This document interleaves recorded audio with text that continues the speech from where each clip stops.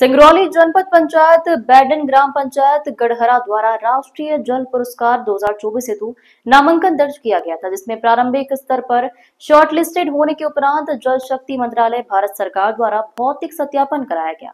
ग्राम पंचायत गढ़हरा में बड़ी संख्या में ग्रामीण रहे उपस्थित लोगों से मुलाकात कर उनसे संपर्क किया गया।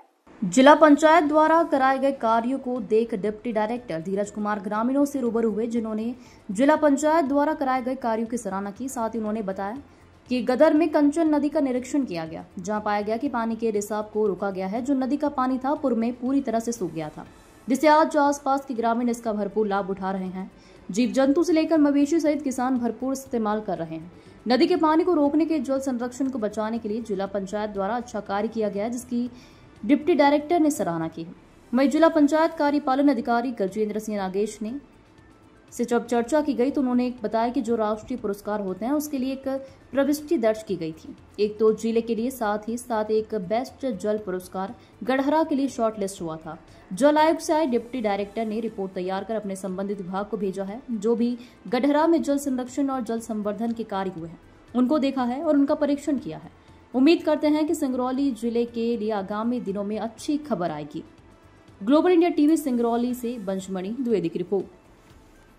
सर, आज आपने गढ़हरा में जो है तो विजिट किया, क्या कुछ आपने वहाँ पे निरीक्षण किया, क्या कुछ कहेंगे? नमस्कार, मैं धीरज कुमार हूँ, मैं उप निदेशक हूँ। मैं केंद्र सरकार की तरफ से गढ़हरा में जिला पंचायत द्वारा सिक्स्थ नेशनल अवार्ड्स के लिए जो उन्होंने काम किए हैं वाटर कंजर्वेशन को लेकर के, उसके लिए नॉमिनेट किया गया था। तो उसी के वेरिफिकेशन के लिए मैं आया।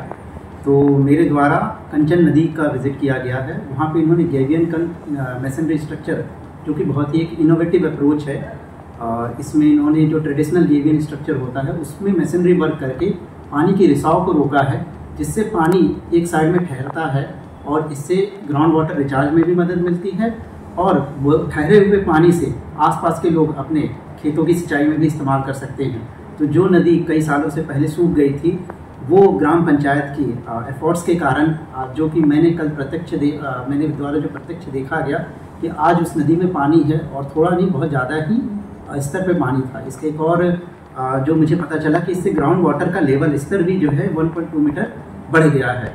तो इसके अलावा ये जो ग्राम पंचायत द्वारा इस गढ़हरा विलेज में जो पानी के कंजर्वेशन का जो हमारे प्रधानमंत्री का मेन एम है कि हमें जो बारिश हो रही है उसको वहीं पे ही रोकना है, उसके लिए भी सतत प्रयास किए गए हैं, जिसके द्वारा मैंने देखा गली प्लग स्ट्रक्चर बनाए गए हैं, एफॉरेस्टेशन किया गया है, सैपलिंग्स लगाए गए हैं, रेन वाटर हार्वेस्टिंग के स्ट्रक्चर्स मैंने विजिट किए।